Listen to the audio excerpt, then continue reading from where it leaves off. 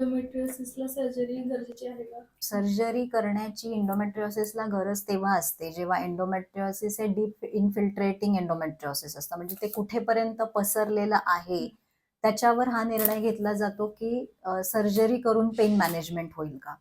एंडोमेट्रियोसिसचे pen कमी होतं का? हो, एंडोमेट्रियोसिसचं पेन नक्कीच कमी होतं. जर एंडोमेट्रियोसिसचं पेन हे ग्रेड 1 टू ग्रेड 3 स्कोरमध्ये असेल किंवा एंडोमेट्रियोसिस ची जी स्टेज आहे ती स्टेज जर ग्रेड 1 टू ग्रेड 3 मध्ये असेल, तो कुठे कुठे पसरलेला आहे आणि ते pain pre menstrual, menstrual and post menstrual किती सिव्हिअर आहे त्याच्यानुसार एंडोमेट्रियोसिसचं पेन मॅनेजमेंट ही होते.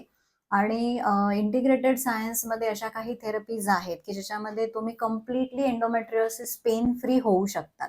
असे बरेचसे पेशंट्स आहेत की ज्यांना एंडोमेट्रियोसिसचं खूप सिव्हिअर पेन होतं पण त्यांना सर्जरी करायची नव्हती.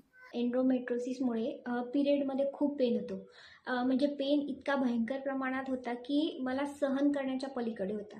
पिरियड यायच्या 3-4 दिवस आधीपासून पेन सुरू व्हायचा, तर पिरियड झाल्यानंतर 15-15 दिवसपर्यंत हा पेन असायचा. डॉक्टर प्रज्ञा यांच्याकडनं ट्रीटमेंट घेतली. त्यांनी माझी आयुर्वेदिक ट्रीटमेंट सुरू केली. तर त्याच्यामध्ये बस्ती आणि उत्तर बस्ती असं त्यांनी ट्रीटमेंट सुरू केली. त्यांच्या आयुर्वेदिक मुळे मला खूप फायदा झाला. म्हणजे पेन अगदी कायमचा गेलाच असं मी समजते. कारण पेन खूप व्हायचा आणि आता मला पेन बिलकुल होत नाही.